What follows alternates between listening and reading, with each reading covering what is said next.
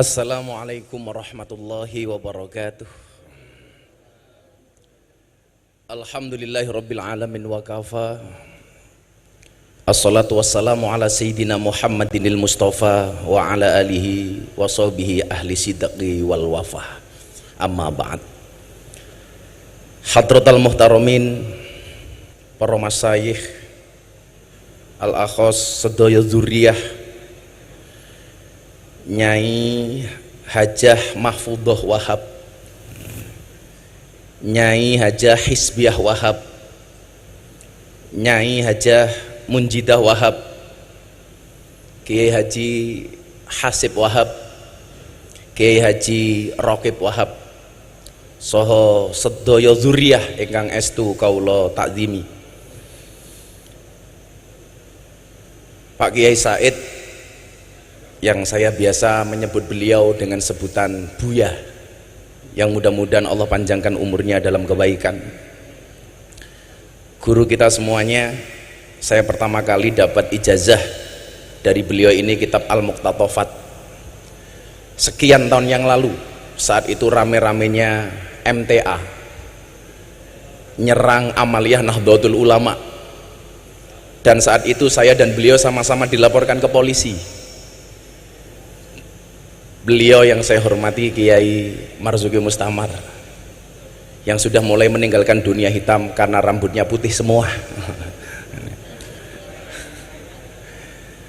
Pak Kiai Mustafa Akil, dan yang saya hormati Ibu Khofifah. Saya akhirnya punya alasan ketika dulu orang bilang, anakmu masuk pondok mau jadi apa? Kamu anaknya dimasukkan ke pesantren, besok mau makan apa? Hari ini terjawab, santri bisa menjadi apapun. Santri bisa menjadi presiden, contohnya Gus Dur. Santri bisa menjadi wakil presiden, Kiai Ma'ruf Amin. Santri bisa menjadi gubernur, Ibu Khofifah. Santri bisa menjadi bupati, Ibu Munjidah. Dan santri bisa menjadi kiai viral, ya.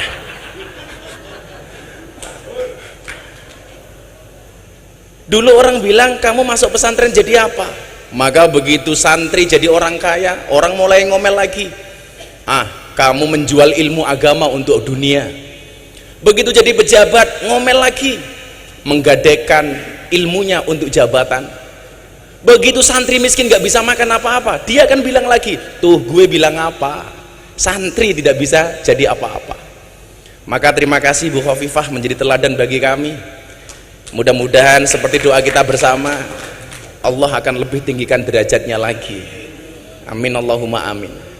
Bapak Ibu dan para santri yang saya muliakan, sungguh berat rasanya ketika Gus Edo WA saya, Gus diminta hadir di haulnya Mbah Wahab. Saya bilang, nggak pantas, yang rawuh sudah kiai-kiai luar biasa. Saya teringat dengan kaidah fikih, idza wujudul ma' batalat tayamum. Kalau sudah ada wudu, tayamumnya batal. Bagaimana kemudian tadi Kiai Marzuki menggambarkan nasionalisme dari Mbah Wahab Hasbullah, menceritakan bagaimana Rasulullah mencintai Makkah, sampai kemudian ketika Kanjeng Nabi hijrah ke Madinah, dia mengangkat tangannya kemudian berdoa, Allahumma habib ilainal Madinah kahubinah ila Makkah o asyad. Begitu luar biasa. Saat itu saya bilang sama Gus Edo, mbok jangan saya. Beliau bilang, Gus, ini bukan permintaan tapi dawuh. Kalau dawuh jatuhnya fi'il amr. Kalau fi'il amr berarti perintah. Nah, kalau perintah saya nggak bisa kemudian menolak. Niat saya apa Bapak Ibu yang saya muliakan? Niat saya hanya tabarukan ngalap berkah. Saya ingat betul, saya tersinggung dengan sangat keras ketika ada Ustadz Wahabi mengatakan ngalap berkah kepada kiai itu tidak ada dasarnya. Saat itu yang menjadikan saya tersinggung apa? Video klip yang diputar kebetulan Syekhina wa Murabbi Ruhina Mbah Maimun Zubair, ketika beliau meninggalkan kursinya, air putih yang beliau tinggalkan diperebutkan para santri. Dan dia mengatakan ini nggak ada dasarnya, ini nggak ada dalilnya. Apakah kemudian dia buta ketika seorang Imam Malik bermimpi ketemu dengan Rasulullah? yang di dalam mimpinya Rasulullah mengatakan kepada Imam Malik, wahai Imam Malik, baligh salami ila Syafi'i, sampaikan salamku kepada muridmu Syafi'i. Begitu terkejut Imam Malik, Rasulullah mengirimkan salam kepada Imam Syafi'i. Akhirnya Imam Malik mengutus santri seniornya untuk sowan kepada Syafi'i, wahai guru Syafi'i, ada pesan dari guru kita Imam Malik bahwa semalam beliau bermimpi ketemu dengan Rasulullah dan beliau menitipkan salam kepada engkau. Begitu bahagianya Imam Syafi'i, sampai kemudian Imam Syafi'i mencari oleh-oleh yang akan dia berikan kepada santri ini, karena dia ingat betul, wa idza huyitum bi tahiyatin fahayyu bi ahsana minha aw rudduha. Ternyata yang paling bagus yang dimiliki oleh Imam Syafi'i hanya jubah yang dia pakai. Jubah dicopot kemudian diberikan kepada santri ini. Santri pulang dengan begitu senang karena mendapatkan tahadus bin nikmah dari seorang Imam Syafi'i. Begitu sampai pondok ditanya sama Imam Malik, nak, kenapa kamu tertawa sendiri? Apa yang kamu dapatkan dari Imam Syafi'i? Pak Kiai, saya dikasih oleh-oleh jubahnya Imam Syafi'i. Apa kata Imam Malik? Boleh nggak saya pinjam jubahnya? Akan saya cuci jubahnya Imam Syafi'i, kemudian air bekas cucian Imam Syafi'i akan saya minum, kata Imam Malik. Dan ternyata benar, jubahnya Imam Syafi'i dicuci, kemudian air bekas cuciannya diminum oleh Imam Malik. Kemudian sang santri bertanya, itu kan santrinya panjenengan Kiai. Apa jawaban Imam Malik? Ini bukan manusia main-main loh, sampai Rasulullah nitip salam sama dia. Apakah fakta ini tidak menjawab bahwa ada keberkahan dari orang-orang soleh? Bagaimana kemudian Imam Malik, guru, begitu menghargai Imam Syafi'i? Satu saat ketika Imam Syafi'i memberikan pengajian di Masjid Nabawi, dengan mengendap-endap dia datang karena khawatir ketika datang dengan terang-terangan akan membuyarkan fokusnya Imam Syafi'i. Saat dia mendengarkan kajian dari Imam Syafi'i, Imam Malik menulis di dinding Masjid Nabawi dengan kalimat, man aroda ilmun nafis fa'alaihi bi Muhammad bin Idris. Barang siapa yang mengendaki ilmu-ilmu yang penting, hendaknya dia ngaji dengan Imam Syafi'i, Muhammad bin Idris. Begitu selesai beliau pergi, Imam Syafi'i datang melihat khat kiainya, beliau tidak lupa. Akhirnya menuliskan satu kalimat di bawah khatnya Imam Malik, wa kaifa yakunu dzalik wa ana tilmidu Malik. Bagaimana saya bisa menjadi seperti ini sementara saya ini adalah muridnya Imam Malik? Ada keberkahan di antara guru dan murid. Kenapa orang-orang Wahabi menolak fakta ini? Maka Bunyai, Pak Kiai, saya sowan dalam rangka tabarukan. Maka saya selalu mengatakan, bila teman membuatmu kecewa, bila pasangan membuatmu terluka, dan bila corona membuatmu menderita, yakinlah Gus Miftah sowan dengan membawa cinta.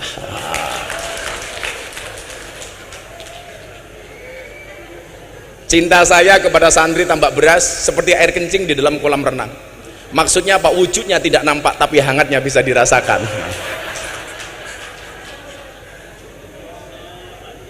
Kenapa saya mencintai orang-orang soleh seperti Mbak Wahab? Imam Syafi'i mengatakan, uhibbus solihina walastu minhum la'alli an anala bihimus syafa'ah wa akrahu man tijaratuhul ma'asi walau kunna sawa'an fil bid'ah. Aku mencintai orang soleh walaupun saya bukan merupakan bagian dari orang soleh. Tujuannya apa? La'alli an anala bihimus syafa'ah, supaya saya mendapatkan pertolongan kebaikan dari orang-orang soleh. Makanya Bu Gubernur, saat dulu saya masih mahasiswa, saya sering belusuan ke Doli. Yang saya sebenarnya usul waktu itu dengan Pak Wali, Wakil Wali Kota, saya bilang, Mbok Doli namanya diganti nopo Gus? Alfa Doli, biar lebih keren dikit lah. Yang dulu saya itu masih mahasiswa Kiai, saya udah belusuan ke Doli karena saya masuk ke lokalisasi Nyuwun Sewu sejak tahun 2000, saat umur saya masih 19-20 tahun. Waktu itu kemudian ini saya sampaikan kepada mereka, kenapa kamu harus ngaji? Kadang-kadang saya berikan kisah terhadap ulama-ulama yang harus kamu mengerti. Alasannya ini, uhibbus solihina walastu minhum. Kita mencintai orang soleh walaupun kita bukan merupakan bagian dari orang soleh. Tujuannya apa? La'ali an anala bihimus syafa'ah, saya pengen mendapatkan syafaat dari Mbak Wahab. Apalagi jelas yang nasabnya bagus. Walaupun kemarin saya dihajar sedemikian rupa gara-gara saya ceramah di gereja, diasar Miftah nasabnya orang jelas. Saya mikir Pak Kiai, ternyata persoalannya bukan masalah nasab tapi masalah nasib. Karena nasab tidak berbanding lurus dengan nasib, apalagi dengan nisab. Persoalannya bukan di masalah pendapat, tapi masalah pendapatan. Jadi aja, saya dari dulu bilang, a'rifu angsabakum tasilu arhamakum. Pentingnya nasab hanya itu. Karena menurut saya lucu ketika kita menggambarkan mbah-mbah kita luar biasa, sementara kita hari ini bukan siapa-siapa. Harusnya malu ketika kita membaca manaqib mbah-mbah kita yang begitu luar biasa, sementara posisi kita hari ini tidak bisa apa-apa. Makanya kemudian Imam Al-Ghazali mengatakan, sarafun nasab min salasi jihatin. Kedudukan nasab itu minimal ada 3 sisi menurut Imam Ghazali. Idaha yang pertama, al-intiha ila sajarati Rasulullah sallallahu alaihi wasallam fala yu'adilahu syai'un. Yang pertama adalah nasab yang langsung terhubung dengan Rasulullah. Ini nggak ada lawan, kata Imam Ghazali. Tapi perlu diingat, kok lama-lama saya mikir begini ya, saya diundang sama MNC Group untuk berbicara waktu itu bagaimana kita bersikap kepada para habaib. Orang mengatakan orang NU tidak menghormati habaib. Kamu salah. Orang Indonesia belum kenal habaib. Habaib datang ke Indonesia, yang ngopeni itu orang NU. Orang NU. Jadi kalau you mengatakan orang NU orang NU tidak mencintai habaib, dan kamu mengajarkan kiai-kiai NU untuk mencintai habaib, itu sama halnya Anda ngajari bebek berenang. Bebek berenang. Maka bagaimana Gus sifat kita kepada para habaib? Waktu itu saya bilang, saya sampaikan, tolong bedakan antara sosok dan perilakunya. Sosoknya wajib kita hormati, Ahlu Baitul Mustafa tuhuri, mereka tuhur, tetapi perilakunya tidak harus dihormati, tidak harus diikuti. Maka kemudian dalam kitab taklim kita mengenal istilah al-hurmatu khairum minat ta'ah. Hormat itu harus lebih didahulukan dibandingkan taat. Kalau memang perilakunya tidak sesuai, kenapa harus kita ikuti? Saya dibilang katanya su'ul adab. Dari mana saya su'ul adab? Contoh begini, al-hurmatu khairum minat ta'ah. Ketika Pak Kiai Marzuki sholat subuh sama saya, Miftah kamu ngimami sholat, saya bilang sama beliau, boten Pak Kiai. Begitu saya jawab boten, konteksnya saya tidak taat sama beliau, tetapi ketidaktaatan saya karena hormat sama beliau. Ibu-ibu di pagi hari masak, suaminya lagi macul, Pak sarapannya pun mateng, ayo sarapan. Suaminya bilang, pun ibu rien, jenengan rien nih. Kalau Anda memahami kalimat ini, al-hurmatu khairum minat ta'ah, harusnya apa? Boten kulon nunggu abah. Orang kok, pun bu jenengan rien, oke, iki wong wedok ceniningan namanya itu. Saya itu kalau ngomong soal keluarga seneng ya, karena besok saya tanggal 24 Juli itu ular-ular manten anaknya Pak Ketua MPR, yang kebetulan saksinya Pak Jokowi. Nah, Pak Jokowi itu lucu, diundang untuk saksi nikah di pernikahan anaknya Pak Bamsud. Beliau bilang, ya sudah saya datang, tapi yang nasihat pernikahan Gus Miftah saja ya. Karena saya bilang, Bu, suami yang baik itu banyak mendengarkan pendapat dari istrinya, dan istri yang baik banyak mendapatkan pendapatan dari suaminya.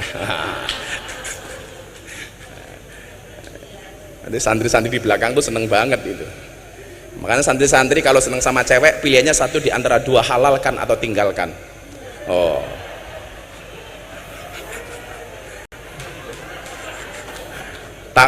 menaklukkan santri putri tidak dengan I love you, tapi dengan kobil tuh. Nah, makanya santri itu kalau ketemu cewek, kamu bilang, non mati ketemu bak saja dibaca iklab, masa aku ketemu kamu tidak ijab lah, gitu seharusnya.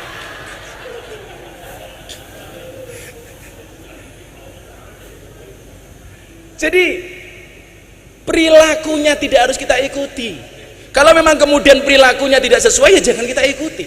Dalam beribadah, contohlah, kita banyak menggunakan pendapatnya Syafi'i. Begitu kita tidak menggunakan pendapatnya Imam Malik, bukan berarti kita membenci Imam Malik kan? Bukan berarti kita membenci pendapatnya Imam Hanafi, walaupun kita menggunakan pendapatnya Imam Syafi'i. Loh, tapi kan sekarang lagi ngetren Gus, ada kriminalisasi ulama. Kriminalisasi dari mana? Siapapun itu sosoknya, ketika perilakunya melanggar kriminalitas, maka kemudian dia harus mendapatkan proses hukum. Entah itu habib, kiai, pejabat, semuanya sama. Sosoknya nggak pandang bulu. Kalau kemudian melanggar, ya harus ada proses hukum. Lah, kalau proses hukum kepada orang yang kriminal itu bukan kriminalisasi, tapi proses hukum kepada ulama yang kriminal.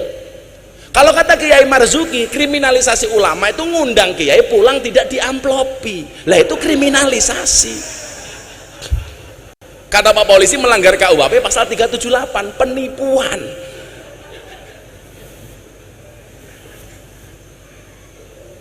Kok gampangnya kita mengatakan kriminalisasi ulama?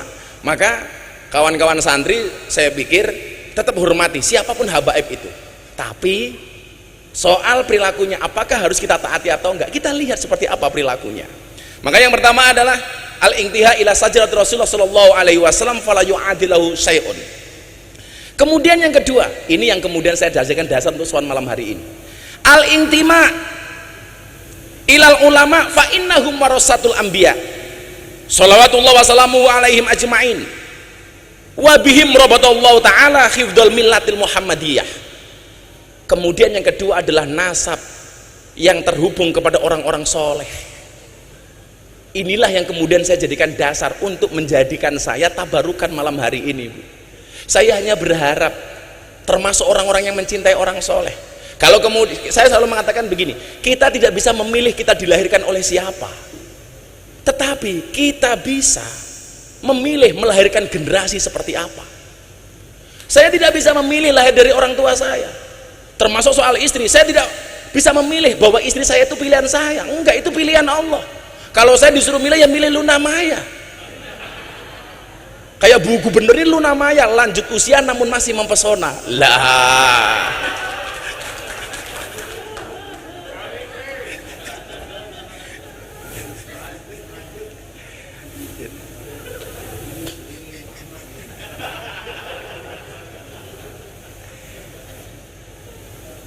Saya itu sebenarnya dari dulu, Bu Nyai, saya itu paling repot kalau ditanya soal nasab. Sampai kemudian guru saya Habib Lutfi, beliau malam tahun baru di tahun 2019 manggil saya, "Nak, kamu sini. Ternyata nasab kamu itu sama dengan Mamah Salmah. Kenapa kamu gak pernah bilang?" Mana mungkin saya berani, Bah. Jadi kebetulan saya tadi matur sama Pak Kiai Marzuki. Nasab saya itu kebetulan, entah kebetulan atau karena memang seperti itu, sama dengan nasabnya Mamah Salmah. Mamah Salmah itu istrinya Habib Lutfi. Sama-sama keturunan ke-9 dari Mbah Muhammad Besari Ponorogo, yang mempunyai bapak makamnya di Caruban namanya Kiai Anom Besari. Kiai Anom Besari punya bapak makamnya di Kediri Abdullah Mursad Tukum, yang punya bapak namanya Raden Demang, punya bapak namanya Pangeran Demang, punya bapak namanya Ratu Jekulo, punya bapak namanya Brawijaya Limo. Brawijaya Limo pripun Bu Nyai?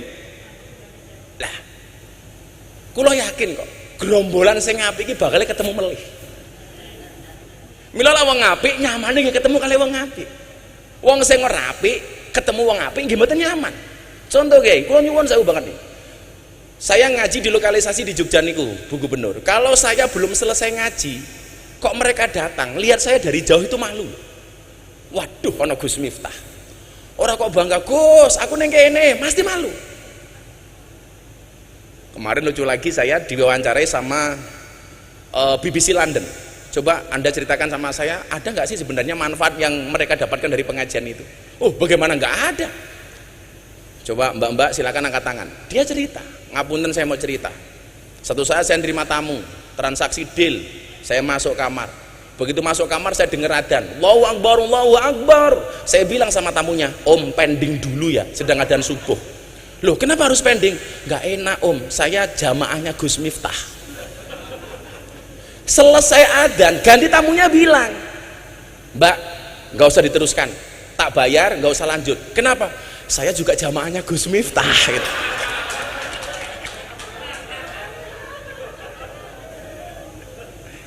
Coba sampai ngoten niku Kiai Hasyim. Jadi saya itu dibully dulu, didoli macam-macam, sampai didoli itu Bu Gubernur saya mendapat julukan presiden para pendosa.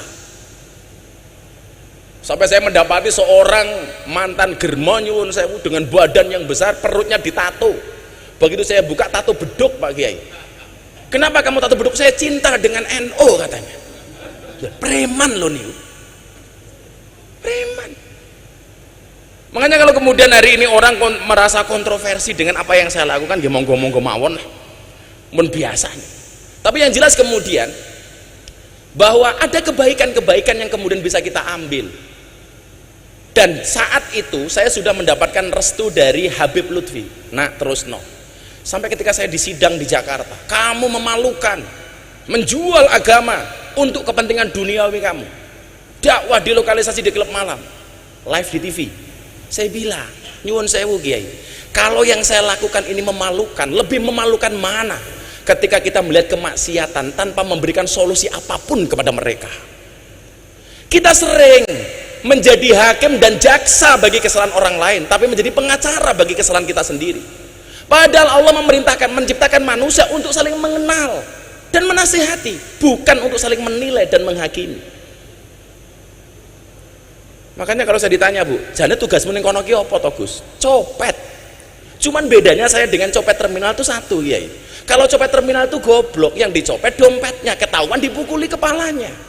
Gus Miftah yang dicopet apanya? Hatinya. Kalau hatinya sudah tercopet, jangankan dompet, yang lainnya pun pasti akan diberikannya. Wow. Santri kae rungokno santri kae. Godaane Pak Kiai Hasib, ya Allah, saya keluar dari lokalisasi, mereka sedang mandi pakai anduk, jalan, saya jalan, monggo Gus mampir, ya Allah, gitu kan. Dengan alasan itulah saya tidak pernah mengajak Kiai Marzuki, karena saya khawatir kalau beliau masuk nggak mau keluar lagi.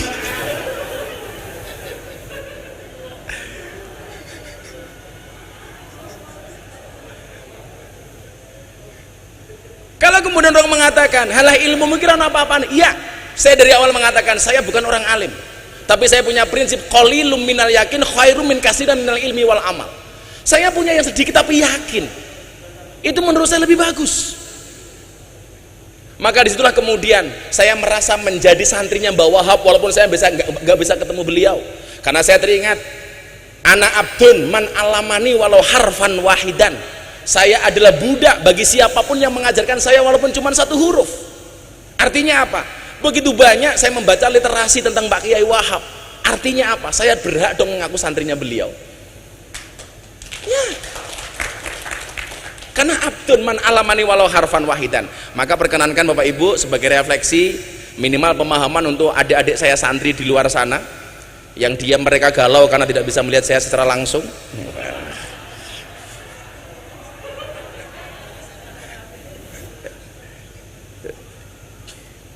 Tenang santri, kamu jangan pacaran, karena akan datang satu saat kamu akan dipertemukan dengan orang yang tepat, yang kedatangannya untuk menetap bukan karena nafsu sesaat.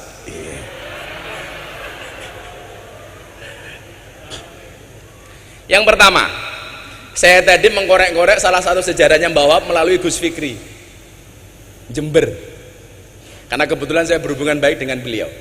Gus, nopo leres Mbah Yai Wahab niku sugih.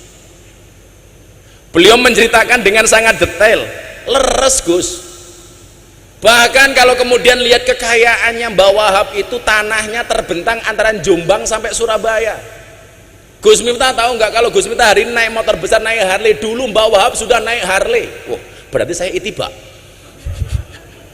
Sama-sama naik Harley. Tapi luar biasanya apa? Harta yang kemudian beliau miliki dihabiskan untuk Jamiah Nahdlatul Ulama. Ini baru keren. Makanya kalau orang ini bilang begini sama saya, ayo Gus, ngurip-ngurip NU. Apa kowe iki ra salah? Kowe iki sapa kok ngurip-ngurip NU? Sing ana kowe golek urip saka NU.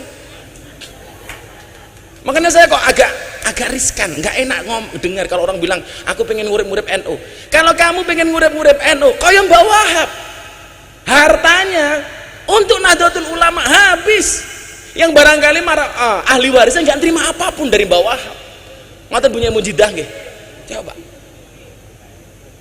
Saya kemudian teringat dalam kitab Wasiatul Mustafa hadis nomor 24. Inna auliya Allah lam yanalu sa'ata rahmatillah wa ridwani bikasratil ibadah walakin yanaluha bisakhawatin nafsi wal istihanah bidunya. Sesungguhnya wali-walinya Allah, mereka mendapatkan derajat yang tinggi, mendapat ridhonya Allah, mendapat keluasaannya bukan karena banyaknya ibadah, tetapi karena banyaknya sedekah dan tidak bergantung kepada dunia. Niki sing angel. Maka kalau kemudian kita mengatakan aku pengen ngurip-ngurip NU ki wis urip ra sama urip-uripi, sing ana kowe golek urip saka NU. Buktinya apa? Kula niku tersinggung Kiai. Coba begini ya. Lah ada santri bikin kopiah, Bu. Ada tulisan Nahdlatul Ulama, kula mboten tersinggung. Kula ikhlas. Wis apa-apa mok dol lah. Sekarang nomor apa didol. Pakai baju ada Nahdlatul Ulamanya, kula ikhlas. Pakai kaos ada Nahdlatul Ulamanya, kula ikhlas. Pakai peci topi ada Nahdlatul Ulama, kula ikhlas. Tapi kula mboten ikhlas lah ana sarung diwenehi cap Nahdlatul Ulama. Ini kula ngenyek banget Kiai. Mlebu toilet nyuwun sewu nguyuh ning WC bokonge ditonton karo Nahdlatul Ulama. Mila santri sing nganggo kopiah Nahdlatul Ulama tak dongake mlebu surga. Kopiahe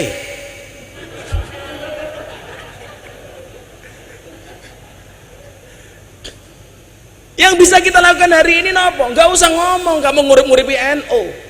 Banyak hari ini orang yang dihidupi oleh NU. Nggak usah ngomong gede ke NU. NU sudah besar. Yang perlu kita lakukan apa? Khidmah terhadap Nahdlatul Ulama tinggalannya Mbah Wahab. Salah satu tolak khidmah begini Kiai. Kita itu nggak sadar begitu banyak yang tadi saya tempat diskusi sama Pak Kiai Marzuki. Begitu banyak amaliyah NU yang dicuri tapi kita nggak sadar. Padahal apa? Dalil yang sering kita pakai al-muhafadzatu al-qadimi sholih wal aqdu bil jadidil aslah. Bahkan kalau pakai Said Akil bukan lagi bil jadid, bil ajdadil aslah. Tahun 90-an Pak Kiai Said ngendikan itu. Bil ajdad yang lebih baru lagi. Contoh, kita harus mempertahankan yang qadim dan soleh, jangan sampai hilang. Ngaten Kiai.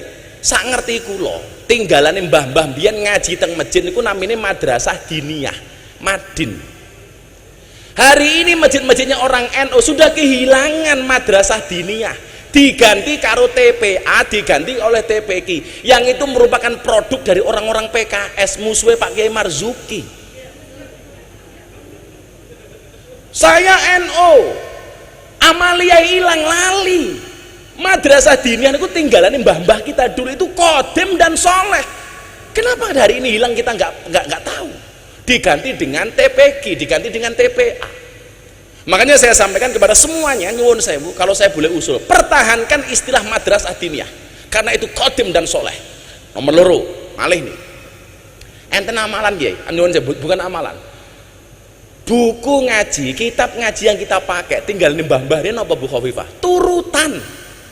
Metode ngajinya namanya Al-Baghdadiyah. Hari ini hilang. Diganti oleh apa? Iqra. Produknya kawan-kawan kita Muhammadiyah, Kiai As'ad Humam. Kita nggak sadar, wong-wong NU bangga menggunakan Iqra, kelangan turutan. Bukan salahnya Iqra, tapi bodohnya kita. Kelangan turutan, tapi nggak kroso. Saya fanatik dengan turutan, kenapa Kiai? Karena turutan mengajarkan kepada kita untuk makhorijul huruf yang benar. Kalau kata Bu Khalifah, pitch controlnya yang benar. Bagaimana kita diajarkan membaca huruf hijaiyah dari alif sampai iya. Kulo setahun Kiai, sampai mimiknya, sampai gesturnya dilihat oleh abah saya. Alif, ba, ta. Itu dulu metodenya namanya Al-Baghdadiyah. Begitu sudah bisa baru dieja. Alif fathah a, alif kasroh i, alif domah u, a i u. Ta fathah ta ha domah hu, kaf domah ku, tahuku. Zaman dulu ngaji belum ada listrik, adanya lampu senter Petromak. Begitu minyaknya habis, kiainya kirim surat ke wali santri, le suratnya kano bapakmu. Dibuka bapaknya suratnya sini nopo. Ba fatkah ba, ya fatkah ya ro, fatkah ro, bayar ro. Begitu dibuka bapaknya nggak punya uang karena musim pandemi, musim paceklik, bales. Bapak orang kuat bayar le, tolong suratnya diatur ke Pak Kiai. Begitu dibuka pakai surat isi nopo sod fatka so ba fatka baro fatka ro so baro. Kiai ini mantan preman rambut digondrong kamu. Bapakmu kurang ngajar kon bayar malah Pak Kiai kon sabarnya suratnya kon bapakmu. Dibuka bapaknya surat isi nopo mem fatka mata fatka tamim domamu. Begitu indah. Hilang Bu saniki. Ini tugas kita loh Pak Kiai, jangan sampai hilang. Lebih celaka lagi nopo, ziarah kubur niku amalane wong NU. Kuntu nahaituk man ziaratul kubur fazuruha. Saniki pun diganti gara-gara era milenial 5.0. Nopo bahasane? Bukan lagi ziarah kubur, wisata religi. Please deh. Sowan Mbah Wahab, sowan Mbah Hasim, judulnya wisata religi. Hilang Pak NU ini. Tetap pertahankan ziarah kubur. Ono meleh sing kula juwengkel niku. Tahlilan diganti pembacaan kalimat thayyibah. Please deh. Kalau tahlil itu pasti kalimat thayyibah, kalau kalimat thayyibah belum tentu tahlil. Kalau saya pembacaan kalimat thayyibah akan disampaikan oleh Gus Miftah, saya naik panggung Pancasila, satu ketuhanan yang Maha Esa. Kenapa? Karena Pancasila itu juga kalimat thayyibah. Bahkan kalau anak-anak pramuka, Dasa Dharma Pramuka itu juga kalimat thayyibah. Nah, kita lupa Pak. Saya dulu taunya apa? Ketika saya kuliah nggak bisa membayar, akhirnya saya tinggal di masjidnya orang Muhammadiyah Pak Kiai Hasim 4 tahun setengah. Mereka akhirnya menggunakan bahasa itu dan orang NU ikut-ikutan Kiai. Pembahasan kalimat thayyibah, ya Allah. Kula niku mbiyen belajar toleransi, manggon teng masjidnya Muhammadiyah itu 4 tahun. Waktu itu saya mendapat julukan James Bond, jaga masjid dan kebon. Tetap saya tahlil, tetap saya kunut sak piturute. Sewenene kalih takmir kula, ora urusan. Masalahnya kula manggon teng masjidnya Muhammadiyah itu hanya satu Pak Kiai Marsudi. Gara-gara saya manggon masjid Muhammadiyah, saya kurus, berat badan saya hanya 40 kilo. Napa kula melu Muhammadiyah kurus? Soalnya Muhammadiyah belas nggak pernah ono selamatan. Jan. Ora ono mangan-mangan belas kan. Kere aku.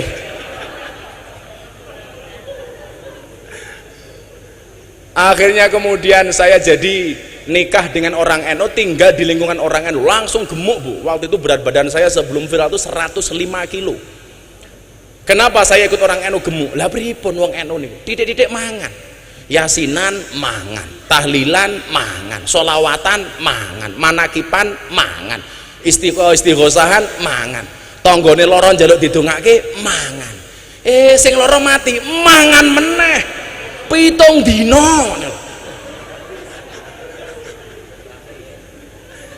Masyaallah itu. Lah makanya kemudian kalau Mbah Wahab sugih, ya kita harus terprovokasi dong untuk jadi kaya.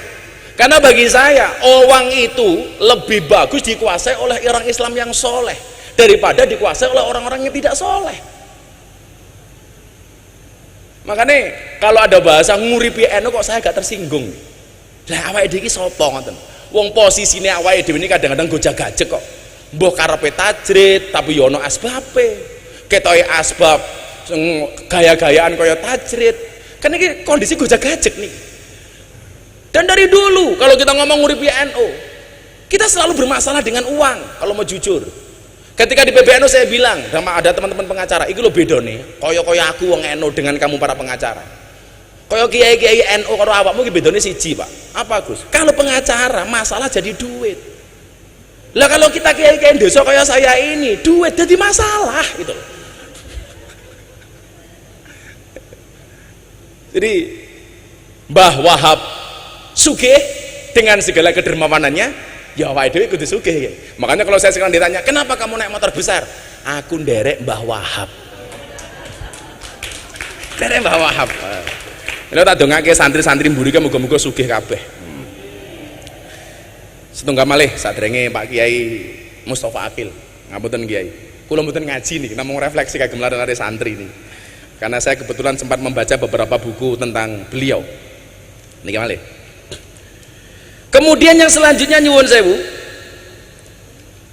Mbah Yai Wahab ini ternyata seorang penggiat media. Saya mencatat beliau ini pernah membeli percetakan berikut gedungnya di Jalan Sasak Surabaya nomor 23. Leres nggih punya ini. Dan ini ternyata menjadi cikal bakal jurnalistik Nahdlatul Ulama. Makanya kalau hari ini ada santri tidak melek medsos, harusnya kita malu dengan Mbah Wahab. Kalau hari ini kita bangga, hari ini kita disiarkan 270 channel hanya dengan 4 juta subscriber. Bagi saya bukan merupakan sebuah kebanggaan. Kita nggak ada apa-apanya, Pak, dibandingkan dengan kelompok-kelompok minhum yang menguasai betul soal medsos. Hari ini kita bersyukur kemunculan seperti Gus Baha mampu menjadi penyeimbang bahkan di atas kelompok-kelompok itu. Tahun 2019, Bu Gubernur, saya mendapatkan rilis Ustadz dan Dai yang mendapatkan follower dan viewer banyak di YouTube, Instagram, Facebook, dan lain sebagainya. Dari 10 orang kader Nahdlatul Ulama yang muncul hanya nama Miftah Maulana Habibur Rahman. Yang lain semuanya kelompok Wahabi, Pak Kiai. Hampir semuanya. Termasuk kelompok yang mengatakan nasionalisme itu nggak ada dalilnya. Yang kemudian saya heran apa? Palestina mau merdeka, dia dukung mati-matian, bahkan kirim uang ke Palestina untuk memerdekakan Palestina. Giliran mencintai bangsanya, giliran mencintai Indonesia, dia mengatakan nasionalisme tidak ada dalilnya. Wila koplak uteki wong-wong ngoten niku. Saya setuju Palestina merdeka, dan saya teriak-teriak soal itu. Maka kemarin Lebaran saya mengatakan semua saya maafkan kecuali Israel. Semuanya saya maafkan kecuali Israel. Tapi lucunya apa? Orang-orang ini yang mengatakan nasionalisme nggak ada dalilnya, sementara dia teriak-teriak bantu Palestina. Satu saat, Bu, saya di tag akun Instagram, awas lagu musyrik. Waduh, kaget saya. Ternyata apa yang dimaksud dengan lagu musyrik? Lagu Padamu Negeri, ya. Itu musyrik menurut mereka. Kenapa? Karena bertentangan dengan ayat Kul inna sholati wa nusuki wa mahyaya wa mamati lillahi rabbil alamin. Niki lah pemerkosaan ayat. Ini namanya jaga sembung bawa golok, nggak nyambung blok gitu. Niki ngeri kula niku. Makanya ketika saya ceramah di gereja, ya Allah, dasar Miftah kafir. Ya saya sederhana jawabnya, dasar Miftah kafir. Ya kafir sahadat meneh. Gitu ya. He kafir sahadat. Kalau orang masuk tempat ibadah lain dianggap kafir, berapa banyak, berapa juta orang Indonesia yang kafir gara-gara masuk Borobudur dan Prambanan. Dulu teriak-teriak ulang tahun gak ada dasarnya, sekarang malah ulang tahun sendiri. Mila nyuwun sewu, kalau kemudian ngomong soal niki wau, Mbah Wahab Hasbullah sudah memberikan tonggak bagaimana kemudian NU harus menguasai media dengan sebuah percetakan dan gedung yang beliau beli di Jalan Sasak nomor 23 Surabaya, sampai kemudian disempurnakan oleh Mbah Kiai Mahfud Siddiq dan namanya diganti menjadi Berita Nahdlatul Ulama. Ini cikal bakal. Makanya kawan-kawan santri, saya sering sampaikan, ikutlah pendapat ahli, jangan ikut-ikutan orang yang ahli berpendapat. Semua orang hari ini ahli berpendapat. Dan saya pesen, kalau tak kemudian kamu besok menguasai medsos, postinglah yang penting, jangan yang penting posting. Saya pulang, Bu, dari Taiwan. 1 hari setelah mengislamkan Deddy Corbuzier, saya berangkat ke Taiwan. Tadi 21 Juni itu kenapa saya pilih mengislamkan Deddy? Karena memang saya hanya satu-satunya tanggal yang kosong, hanya itu. Kalau soal permintaan jadwal ngaji, hakul yakin mesti lebih banyak saya daripada Pak Kiai Marzuki. Wallah, walaupun ngalim beliau gitu loh. Karena nyuwun sewu nggih, per hari itu sampai hari ini yang mengajukan jadwal sebelum pandemi ini minimal sehari 500 jadwal. Berarti sebulan sekitar 15.000. Waktu itu saya pulang dari Taiwan. Kulon itu adalah maca Yasin, Bu. Begitu saya baca, itu ada satu ayat yang saya maknai begitu mendalam. Al yauma nakhtimu ala afwahihim wa tukallimuna aydihim wa tasyhadu arjuluhum bima kanu yaksibun. Waktu itu saya mikir keras, kenapa mulutnya dikunci kok tangannya yang berbicara? Ini ada apa itu? Ini loh visionernya Al-Qur'an. Dan ternyata jawabannya hari ini, Pak.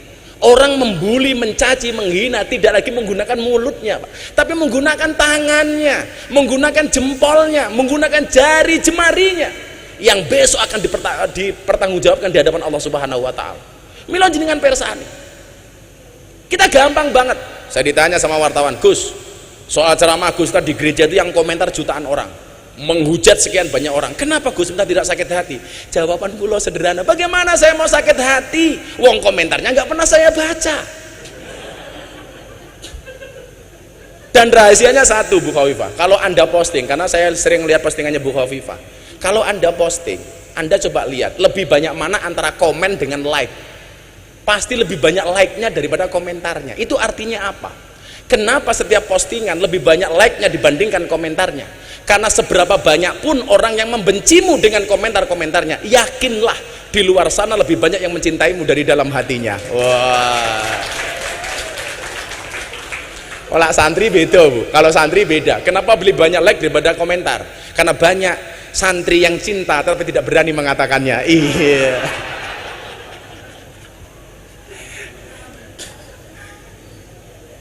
Lah kalau kemudian dulu Mbah Wahab punya taswirul afkar, pergolakan pemikiran, harusnya hari ini kita perang dengan menggunakan ini, dengan menggunakan medsos. Maka memang metodologi dakwah selalu berkembang dengan cepat. Di zaman Rasulullah kita melihat metode dakwah bil lisan, kemudian di zaman para sahabat bil kolam mulai nulis, di zaman para wali songo sudah mulai lagi dengan bisakofah, dengan budaya. Hari ini tentunya dengan bil medsos, dengan menggunakan medsos. Maka dua hal itu barangkali yang saya sampaikan. Mari kemudian kalau kita mencintai NU, yuk kita dermawan untuk NU. Bagaimana tadi Pak Kiai mengatakan, Pak Kiai Marzuki, Gus, kalau kita perang darat itu pakai angkatan darat. Hari ini kalau kita mau perang darat, masjid takmir harus kita kuasai. Dengan alasan itulah Kiai, setiap lebaran saya selalu menyisihkan, membuat gerakan namanya kado lebaran untuk kiai kampung. Kita buat sebanyak-banyak semampunya, kita bagi, karena itu penting Kiai. Dengan cara itulah kalau kita mencintai Nahdlatul Ulama. Kemudian yang kedua, belajar dari Mbah Wahab yang beli percetakan. Sebenarnya saya masih banyak lagi tentang beliau, ringkasan tentang beliau, termasuk bagaimana tadi tentang Pak Kiai Said, beliau menggalang kekuatan kiai-kiai. Itulah yang sekarang saya malu, Bu Gubernur. Pak Kiai Wahab Hasbullah yang terkenal alim, sekti, jaduk, soleh, setiap mempunyai pergerakan selalu melibatkan orang lain, entah ketika membuat Nahdlatul Tujar, soal perdagangan dan lain sebagainya, selalu melibatkan orang lain. Beliau mencontoh karakteristik Wali Songo. Wali Songo itu hebat, ampuh, sekti, alim, tapi membuat masjid Demak bersama-sama, karena afdhalul amali bil jamaah. Lah kita hari ini yang ngalimnya diragukan, yang solehnya diragukan, yang sektinya diragukan, karepe ngopo-ngopo dewe. Semua orang dianggap kompetitor, semua orang dianggap musuh, padahal kita disatukan dalam nahdoh yang sama. Bagaimana kemudian hari ini kita gampang banget dipecah belah? Ternyata Bu, ketika saya selidiki yang salah itu guru TK. Gara-gara selalu mengajarkan kepada anak-anak, balonku ada 5, rupa-rupa warnanya hijau, kuning, kelabu, merah muda, dan biru. Meletus balon hijau dor. Pertanyaan saya, kenapa yang meletus balon hijau? Jadi wong NU niku kon aku rangel, soalnya apa balone mbledos. Angel katanya. Insyaallah. Nggih pun, mudah-mudahan kita semuanya mendapatkan berkah saking Mbah Wahab. Amin. Shallu ala Nabi Muhammad. Do elingo iki jamane wis tuwa, tuntunan agama do dianggep kuno, lakonono ajarane Wali Songo, sing ra kersa aja nyacat, aja ngina. Ajarane Wali Songo werna-werna, zikir tahlil kirim donga lakonono, maca Quran lan sholawat kulinakno, ziarah kubur aja nganti dilalekno sholawat. Allahumma sholli wa sallim ala sayyidina wa maulana Muhammadin adada ma fi ilmillahi sholatan daimatan bidawami mulkilahi. Ono carane dakwah kelawan budaya umpamane kaya Sunan Kalijaga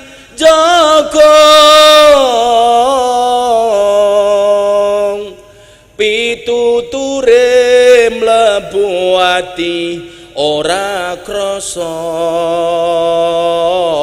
tuntunan agama bisa diamalno.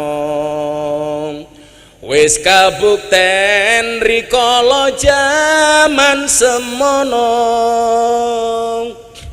akeh para manungsa nyembah brahala banjur sadar laku musyrik ditinggalno padha nderek ajarane wali songo. Allahumma sholli wa sallim ala sayyidina wa maulana Muhammadin adada ma fi ilmillahi sholatan daimatan bidawami mulkilahi. Yai Wahab hasbullah ulama kita alim alama kang ngugemi budaya